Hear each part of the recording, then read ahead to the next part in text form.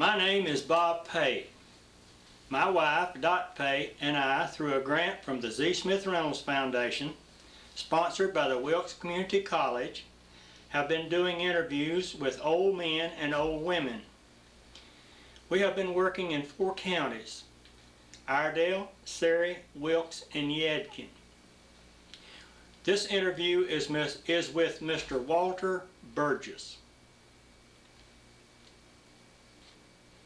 We're off and running.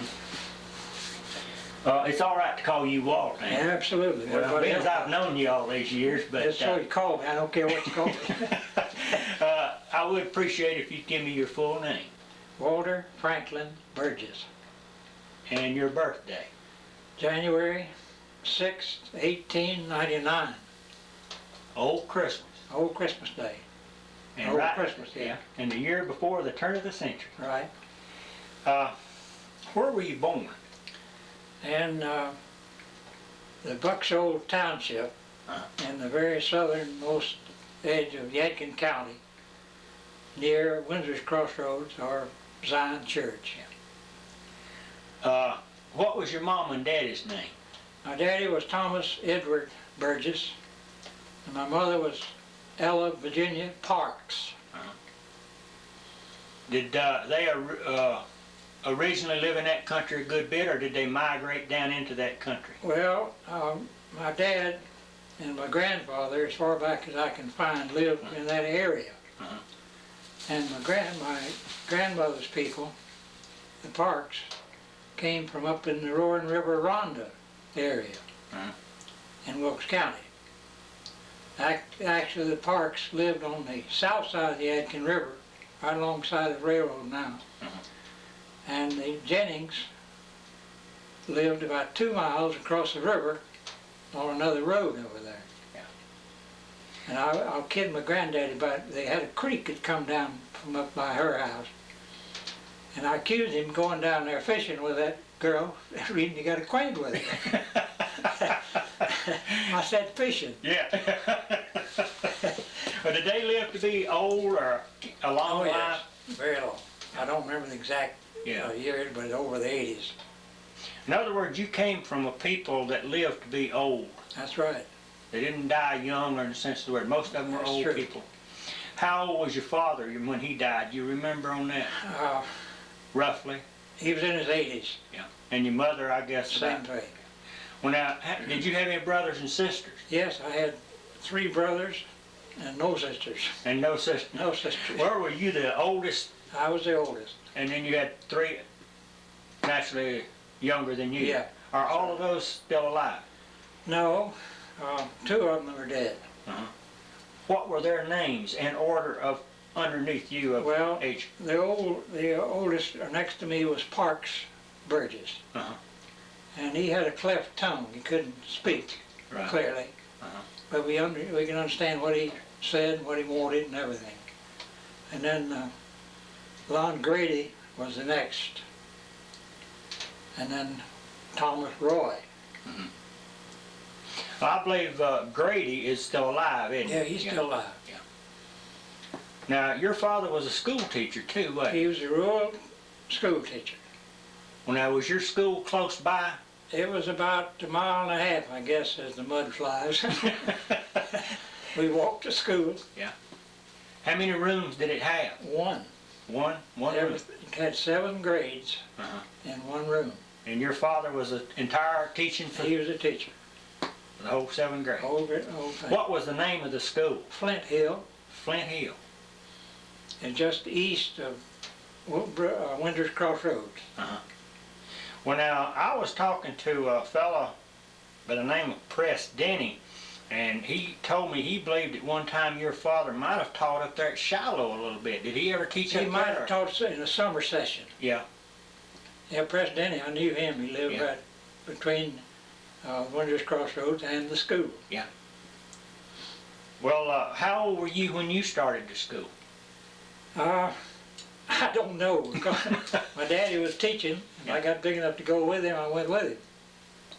There was no limit on age limit as to what you could go in. So Well, did you finish that 7 grades there while you lived in that community? No, we didn't. I come to Elkin Uh-huh.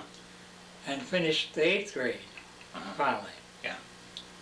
And that's as far as I got to go. Well, now, when did you move to Elkin? It was December the 14th, 1915. Uh-huh. A one-horse wagon. I was going to ask you how you moved. You moved in a one-horse wagon? One-horse wagon. We had had the kids and everything piled in the wagon. And we tied the cow on behind. Yeah. To lead.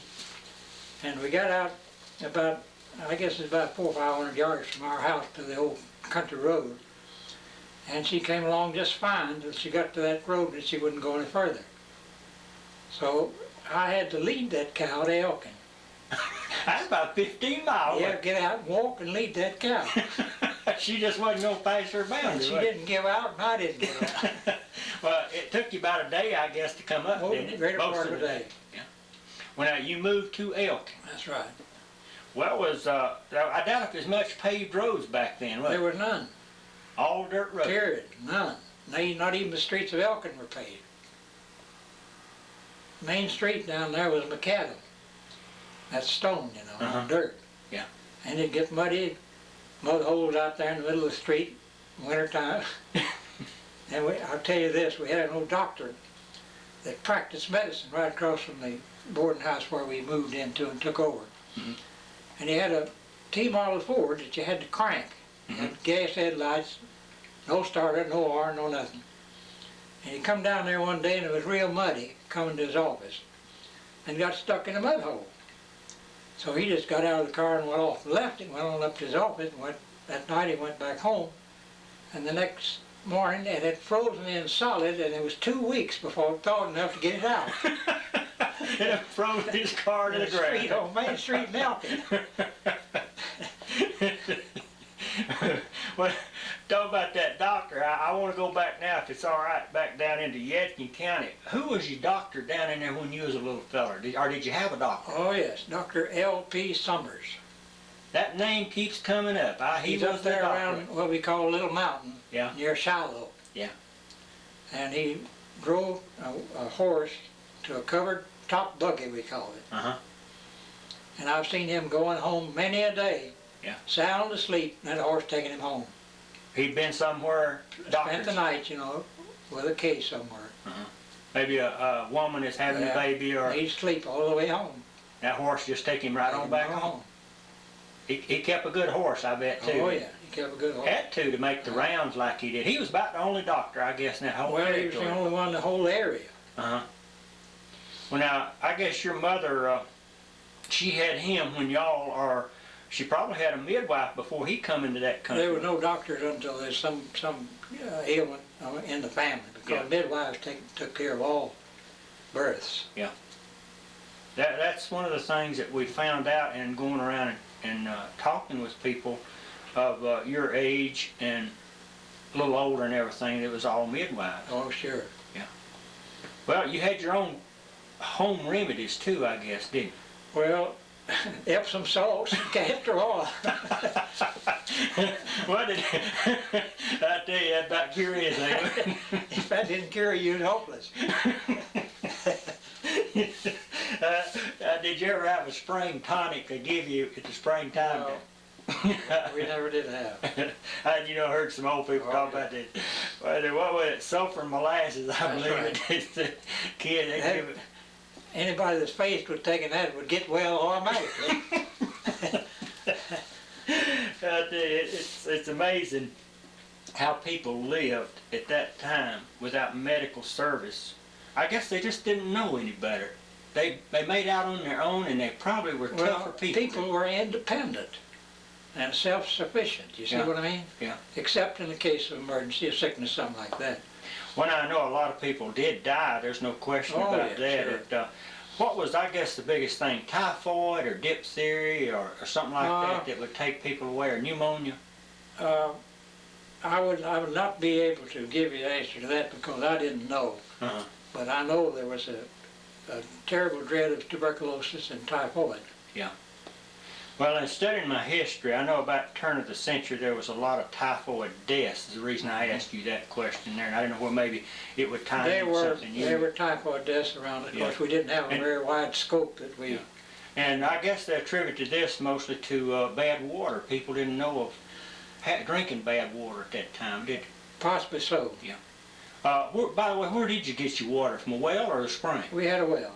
You had a well? And we had a spring, which we built a wooden box and set down in the branch that was our refrigerator. Keep our milk and butter cool. Had a lid on it. Yeah. And it's only about 50 yards from the house down to the spring. In other words, you made your own butter and everything. Sure. Completely self-sufficient. That's right. When you went to a store to buy anything, about what did you go for mainly? Well, the only thing you could get would be coffee or sugar or pepper, salt, Yeah. stuff like that. Just the basic staple stuff. So once in a while some flavoring, maybe somebody want to bake a cake. Well, now, in your crops, what was your main crops? Corn? Grain, corn and wheat, Uh-huh. and vegetables for the family. Yeah. And we'd had very little saleable stuff except a cotton crop. We grew some cotton. So little. Yeah. Did you grow any tobacco? No, we didn't. But Other- other people did. Well, was it a fluke-cured tobacco, or was you cut it off like you all cut tobacco? They'd cut the stalks and then cure it in the Oh. barn, like we ordinarily do. I never forget my first experience with tobacco. Tell me about it. Boy, I told you not. Tell me about it. Well, my step-grandmother, my grandfather and grandmother Burgiss are both dead before I was ever born, but they had a step-grandmother. And she was a great hand to chew tobacco. Yeah. So she sent me down to the store one day, it's only about a quarter mile, Yeah. with a chicken, and to get her some tobacco. You were carrying a chicken? I carried the chicken, yeah. Oh, you gonna trade that chicken? Yeah, trade the chicken for the tobacco. So coming back home, there was a loose leaf on that plug. And I just stuck it in my mouth and walked it around a little while, and I don't even remember getting home.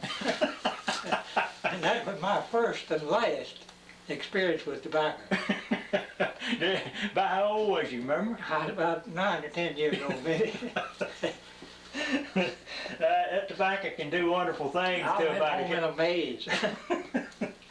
Well, did most of the old women at that time smoke much, or did they chew or dip? They mostly would dip the stuff. Yeah. And some people would smoke pipes. That's the only way they smoke. There's no cigarettes. Well, this store, who run that store? Do you remember? That was a fellow by the name of Hemrick. That store must have been pretty near on the county line there, wasn't it? It was, the front step was on the county line. The store was in Iredell County. And the front step was in Yadkin.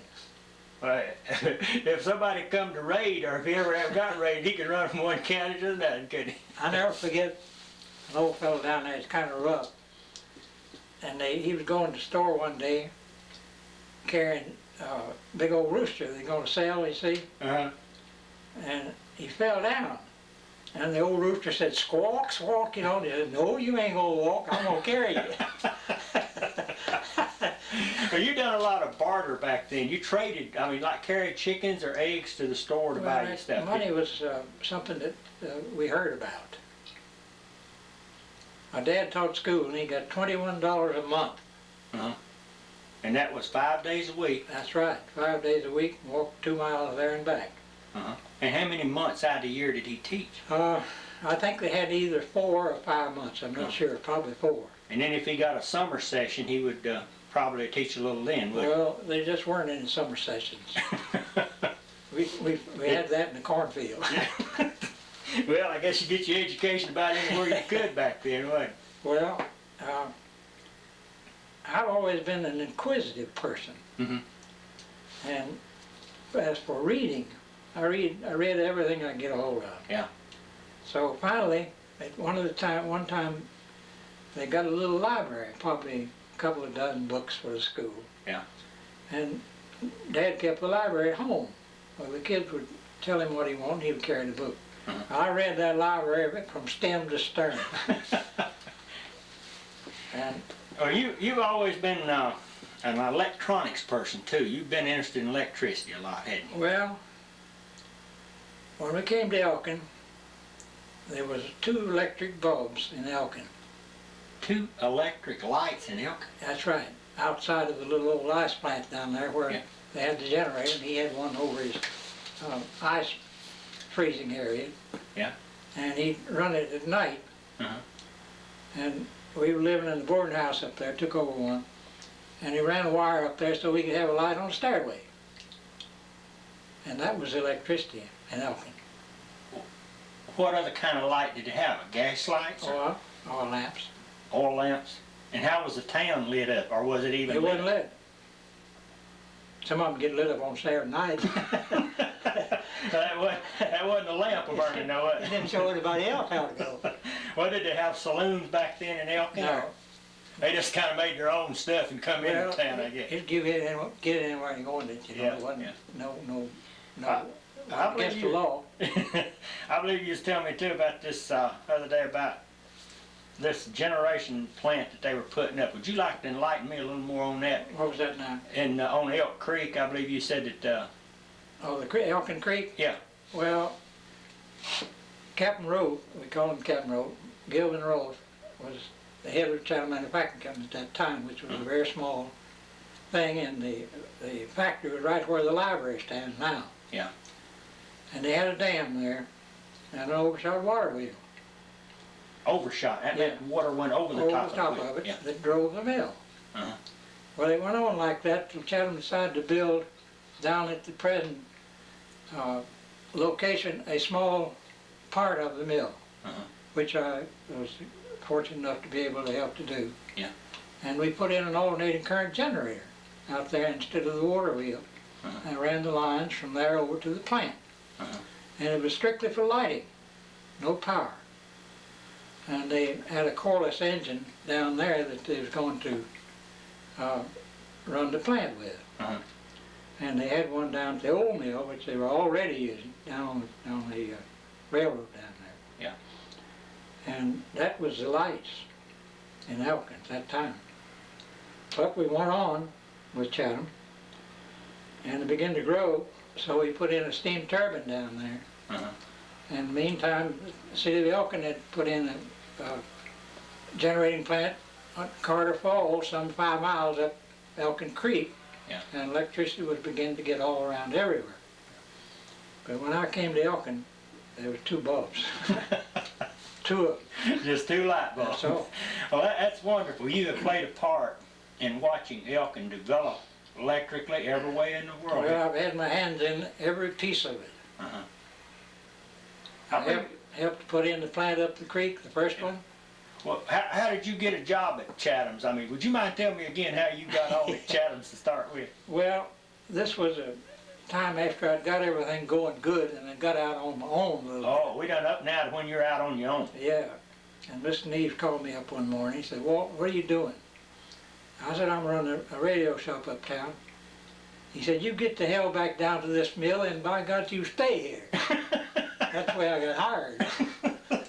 And I stayed. Yeah, you stayed up. Well, you was talking about running a little radio shop. Well, tell me about this thing, a little radio. You built a radio one time. Now, back in the late 1900s, I'm talking 1920s, 5 or 6, I don't remember which it was. I had been reading. I always want to read. Uh-huh. I find things that I like to read, so I got a hold of a little magazine that talked about somebody that had been making and using radio. And of course, the World War I is the birth of radio telegraphy, but it was all in code. Uh-huh. It had no vacuum tubes. Uh-huh. So I was trying to set up so I could hear that.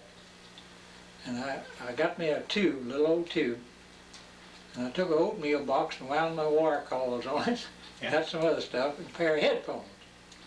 And finally, after listening to all these code signals and all that stuff, one night I run into a real loud signal, and I stopped right on it and I couldn't hear a thing. Pretty soon he says, "This is radio station KDKA, the first radio station in the United States coming on the air for the first time." And you picked it up. I had it. I bet there weren't no holding you that night, was it? It might have been the hole in the ceiling, I don't know. That would be a thrill. That'd be the same as somebody going into space right now That's right. to make that breakthrough. And there's where I decided that I was going to learn about that. Yeah. I didn't have an education in 8th grade. Yeah. But I knew I could read, Uh-huh. and reading is what I did. And I finally went on and I went into the radio business. I'm gonna break away just a little bit and go back just a little further. There's a little recollection in my mind that I remembered you telling me one time right after you and your dad and everybody come to Elkin. You were getting into the soda pop business at that time, I believe, wasn't it? Yeah. Would you mind enlightening me again, and for the benefit of this tape, a little bit about y'all getting ready to distribute soda pop? Well, I was just working for the guy that was trying to make it. Well, what was the name of this outfit that was trying? Well, it was Jerry Henry Tharp's outfit, Pepsi-Cola mill plant. And he had a T-model Ford. Yeah. And he'd taken a little old toolbox off the back end. You know, they used to have a little sloping thing there. He took it off, put a little frame back there where you could carry a few cases of pop on. Yeah.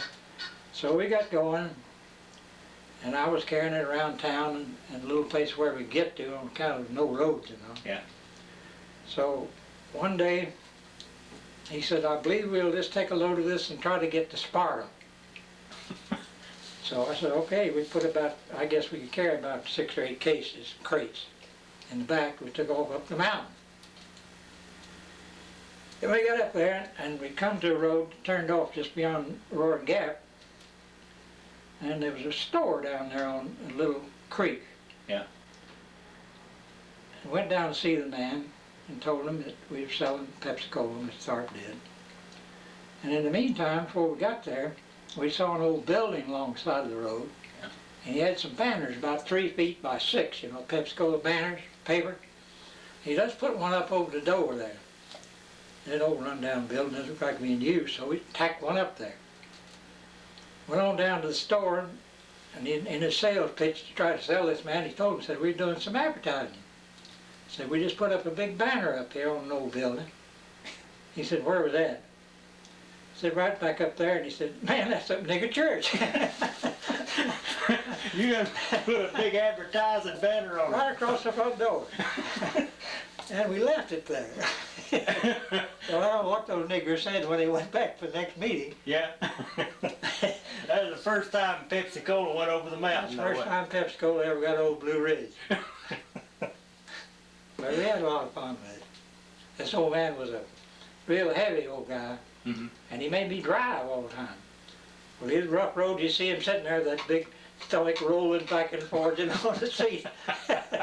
I don't know how he ever stood it, but he did it. Well, was that when you learned how to drive an automobile, or had you learned a little I bit? had learned before. I'd been driving before. Well, did you see many automobiles down in Yadkin before you went to Elkin? There was one, One. Dr. Lester Couch, put up a little office up there just before you get to Zion Church. Yeah. Right? Oh, less than a quarter mile from our place. Yeah. And he had a T-model roadster with gas lights on it and a cranker. And he was going around trying to see his patients with that. That's the first automobile that ever came to that part of the country, and the only one I had seen. Can you remember about how old you was? I was in my teens, Yeah. low teens, I don't remember just what it was. Probably 12, 13. Oh, that was a sight to be seen, though, I guess. Well, that's something else when you saw him coming. Everybody run to the road to watch He it had go to by. crank it and had gas lights on it, you know. Acetylene Yeah. generator to generate acetylene gas to burn the lights with. No electricity in the car, except spark plugs. Now, while we on transportation, you remember the first airplane you ever seen? I would be kindly reluctant to say when the first one I ever saw. Yeah. But I saw them way back in the beginning. Yeah. People would probably come through here barnstorming or... Well, later on they did. Yeah. And we had a little place we cleared out there for them to land on the river bottom. And one or two times somebody had come in, they'd been mess around a little bit. But there was no actual travel in and out of the town and the county with airplanes, as far as that's concerned. Well, when y'all come into town to Elkin, what kind of bridges was crossing the river at that time, or was there a bridge? Or Yeah, was there it was a ferry? bridge, there was a covered wooden bridge. You've seen a covered bridge? Oh yeah, yeah. Well, that's what it was. Well, now, where was it located? About where? About where the Jonesville Elkin Bridge is located. The new, one upriver what they bridge. call the McNeil Bridge Yeah, now? yeah. The bridge that's make most upriver there. Yeah, it's right in that area. Well, Because that street, you come down Main Street, South Main Street, but you come pretty close straight to the bridge. well, they say Jonesville actually is a little older than Elkin, isn't it? As far as dating back into settlement. is Some of concerned. the artifacts, I think, do give them a little edge on it. But they both came up about at the same time. Yeah, one sparked the other. Are you comfortable sitting there? You need sure. to lean back again. No. Okay. But those were the days, I'm telling you. No roads, no streets, What? mud, water, rain, snow, whatever. Yeah. What about telephones? Did you have telephones back then, or? There was 3 telephones. Mr. Smith had one. He was head of the Elkin Shoe Company. And Dick Smith, his son, was had the first real automobile, and they had the telephone. And let me see, who else had a phone? Dr. Ring had a telephone. And that's about it. There was no telephone company. They just had one a pair of wires run around town and 1 or 2 tapped onto it. Yeah. No exchange. You just cranked a signal number on the line and somebody would answer. Party line. Party line. Everybody knew what was There going was only on. about 3 or 4 people on it. Did the winters back then, the weather, you're talking about all that mud and everything, did they seem worse then than they are now, or was it just running in cycles? Well, the 1916 winter was a humdinger. Yeah. It was pitiful. See, we had no paved streets, and that's when the streets all cut up, filled with water, and anything except walking was out of business. Just And mired it's up cold. rough. It's cold too. I bet the river froze over pretty well. Oh too. yeah, it froze over, and Dick Smith took his car across the river on the ice. I bet that. That'd been a sight to be seen and filmed. See, there was a place where they forded the river just above the present McNeil Bridge, and that's where he got down the river and went across it to ford. Well, I remember my grandpa had bought a steam tractor, and he came to Elkin to get it off of the railroad car, flat cars, and he told me about fording the river to get it back across onto the Yadkin side to That's get it what on they down had. there They to where came we across the live. same place. And I remember me telling me too about, I believe it was the year 1916 when the weather was so bad and That's when the flood was. and then the flood too. It came at that time. I guess it took away that.